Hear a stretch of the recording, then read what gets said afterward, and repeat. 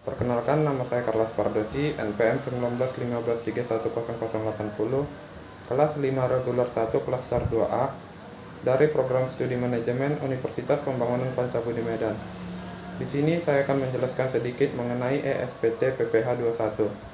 Adapun tujuan dari pembuatan video ini adalah untuk memenuhi tugas perpajakan dengan dosen pengampu Ibu Maya Masyasari, SE MSI. Baiklah, langsung kita mulai. Langkah pertama untuk ESPT PPH pasal 21 yaitu kita harus menginstal dulu aplikasinya. Nah, ini ada 3 aplikasi yang wajib kawan pajak install atau download dulu. Jadi yang pertama itu ada Crystal Framework. Jadi Crystal Frameworknya ini bisa kawan pajak download nanti. Silahkan cek di link deskripsi video di channel ini. Nanti akan menuju laman baik aplikasi frameworknya, Net Framework, walaupun ESPT PPH 21-nya. Untuk menginstalnya, seperti pada aplikasi umumnya saja, silakan dilihat ya cara installnya. Jadi apabila tidak menginstal Crystal Frameworknya dan Net Frameworknya, maka nanti akan kesulitan saat mengakses PPH 21. Baik yang tidak bisa mencetak, bikin CSP atau yang lainnya. Jadi diusahakan menginstal kedua-duanya. Kalau Crystal Frameworknya, ingatkan tergantung dari bit laptop atau spek laptop kalian. Ada yang 32 bit atau 64 bit. Namun kalau yang disarankan baik yang menggunakan 32 bit ataupun yang 64 bit, gunakan saja yang 32 bit.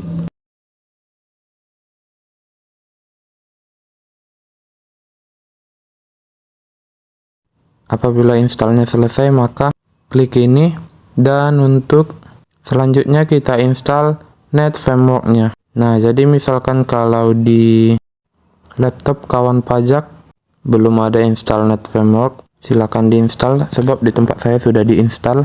Maka saya akan lanjut ke bagian SPT PPH pasal 21-nya. Nah, di SPT PPH 21-nya ini kita akan menginstal, dan untuk menaruh foldernya itu diusahakan bebas, namun yang jelas untuk mempermudah lagi, buat aja foldernya di save.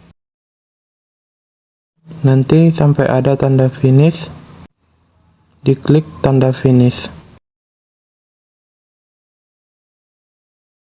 Untuk program ESPT PPH 21 bisa kawan pajak lihat di bagian lokal C.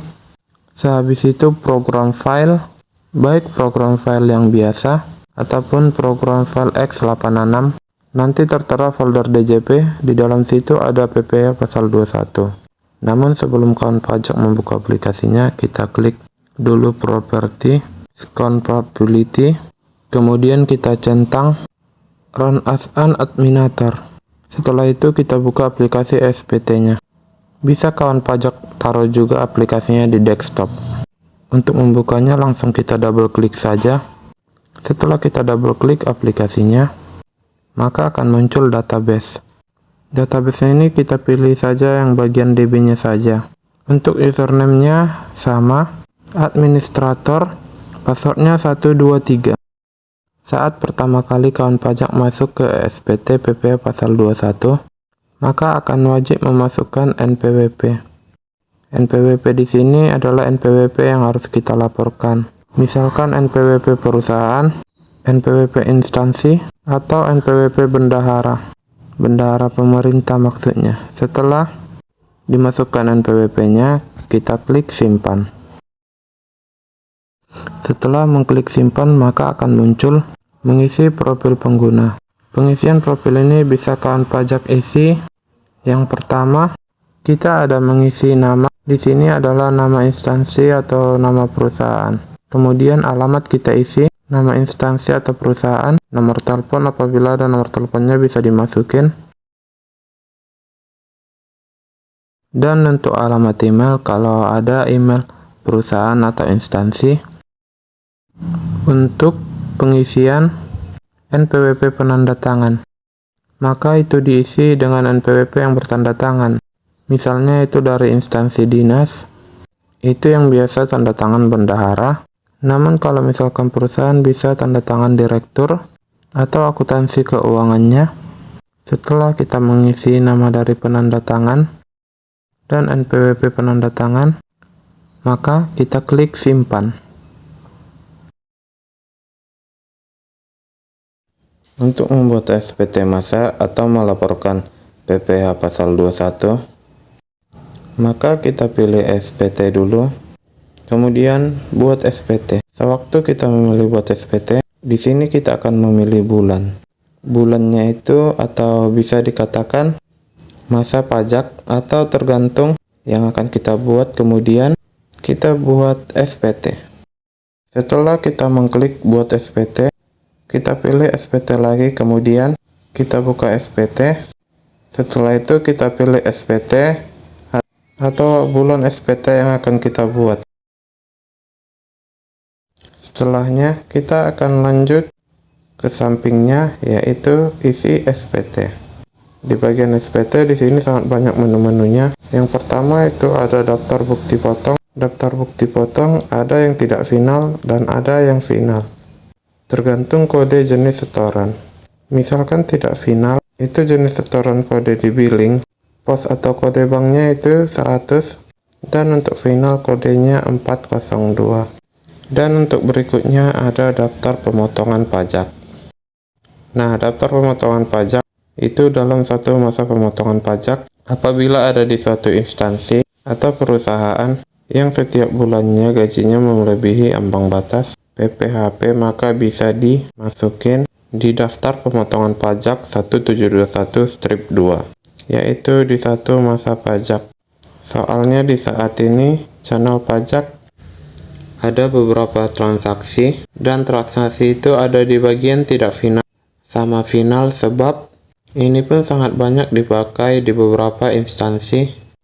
Maka akan kita contohkan dengan klik daftar bukti potong, kemudian kita pilih bagian yang tidak final, maka kita pilih di bagian sini, maka kita mengisikan NPWP penerima, insentif, Atau honor tersebut sesuai dengan kodenya, dan kita ketik namanya sesuai dengan NPWP atau KTP yang bersangkutan. Kemudian untuk nicknya, apabila tidak bisa mencantumkan nick selengkapnya, maka bisa juga kita masukin 1, 2, 3, 4, 5, 6. Untuk alamatnya itu bebas, boleh sesuai dengan alamat KTP secara lengkap, atau alamat kabupatennya aja nggak apa-apa. Setelah mengisi nama data penerima tadi, maka kita klik tanda titik 3 di kode objek pajak. Di bagian situ sangat banyak kode-kodenya. Itu tergantung dari kawan pajak melaksanakan transaksi atau kegiatan. Sebab saat ini saya masukkan itu di bagian untuk nilai sebelum kena pajak. Maka kita isikan di jumlah penghasilan bruto sama dasar pengenaan pajak. Untuk tarifnya itu akan otomatis. Dan kalaunya sudah kita masukkan, maka tinggal kita ubah tanggal, waktu memotongnya, dan jangan lupa kita simpan. Setelah kita klik simpan, maka akan tertera bukti potong tabel berhasil disimpan. Apabila ada lagi transaksi yang ingin kita input, maka kita klik yes. Jika misalkan tidak, kita klik no.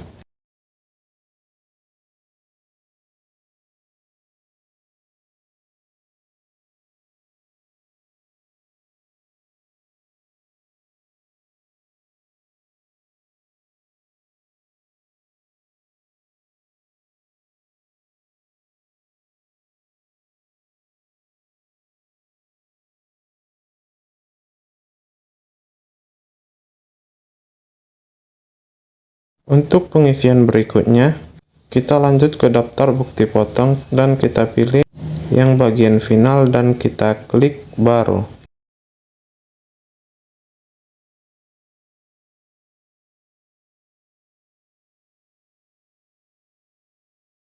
Di bagian sini kita isi NPWP seperti yang di bagian kode tidak final tadi, kita masukkan NPWP yang mendapatkan honor atau insentif terkait namanya, nicknya, serta alamat.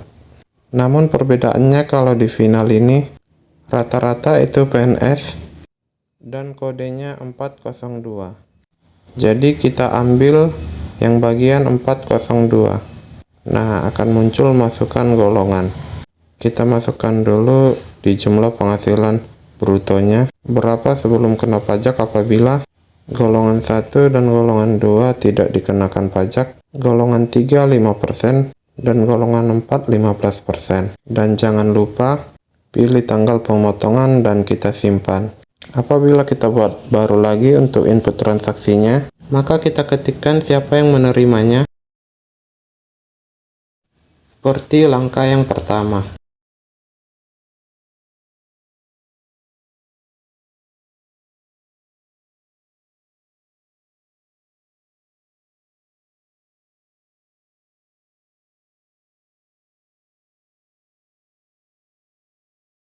Kita akan lanjut lagi ke langkah atau tahap berikutnya, yaitu dipilih SPT lagi, kemudian kita pilih daftar SSP atau PBK. Kita klik. Di bagian sini kita akan klik menu tambah. Di menu tambah ini kita akan memasukkan kode atau NTPN dari pembayaran pajak yang telah kita input atau kita lakukan. Dari kode jenis setoran itu ada pilihan 100 sama 402. Kode akun pajaknya sudah jelas 41121. Untuk tanggal SSP atau tanggal pemotongan NTPN bisa dilihat di resi pembayaran baik dari pos ataupun dari ATM ataupun dari bank. Untuk PPh yang disetornya kita masukkan sesuai dengan pajak yang kita potong. Untuk keterangan itu ada 0 untuk SSP, 1 untuk SSP PP pasal 21 diketanggung pemerintah, 2 untuk PBBK. Untuk resi kita pilih yang bagian 0 saja. Apabila ada lagi kita pilih 411121 dan 402 bisa kita lanjutkan seperti tadi. Jumlah pemotongan pajaknya kita isikan dan jangan lupa setiap kita menginput sesuatu apapun, transaksi apapun, di dalam aplikasi SPT diingatkan untuk menyimpan. Isi SPT lagi dan kita pilih SPT induk. Di bagian SPT induk ini kita akan lanjut langsung ke poin bagian E. Di bagian poin E itu ada pernyataan dan tanda tangan. Di situ ada nama penanda tangan dan tempatnya kita tuliskan. Kemudian tanggalnya itu tanggal sewaktu kita mau menyampaikan laporan. Bisa tanggal hari di waktu kita membuat laporan atau di hari-hari atau lusa berikutnya. Kemudian ingatkan disimpan. Setelah semuanya disimpan, terus kita close. Untuk tahap pembuatan SPT-nya sudah hampir selesai. Kemudian kita pilih CSV, kemudian pilih pelaporan SPT. Di sini kita akan membuat CSV yang akan kita upload untuk menyampaikan pelaporannya. Untuk bulannya bisa kita pilih di masa pajak langsung yang ada tertera di layar, atau boleh juga search di bagian bulan apa yang akan kita cari, tahunnya tahun berapa, baru kita cari. Kita klik maka akan muncul baik PPh tidak final ataupun final. Di situ diusahakan semua jumlahnya sama. Walaupun Rp1 yang berbeda maka kita koreksi dulu sebelum kita klik buat CSP. Apabila sudah pas ataupun seimbang, kita klik buat CSP. Sebelum CSP-nya kita simpan, kita copy dulu nama CSP tersebut. Dengan klik kanan, copy, baru kita simpan. Save-nya bebas, terserah bisa di C, D, E, ataupun entah di mana. Untuk selanjutnya kita pilih menu cetak, formulir SPT, kita pilih yang 1721. Formulir SPT induk, cukup satu kali klik, kemudian kita pilih export report. Sebelum kita sebelum kita menyimpannya, save as type-nya PDF, dan untuk ekstensi name-nya tadi PDF, file name-nya kita pastekan saja yang telah kita copy bagian CSP tadi. Kemudian kita oke. Apabila sudah sukses, selanjutnya kita ke laman untuk pelaporannya, yaitu untuk situs pelaporannya di djponline.pajak.co.id.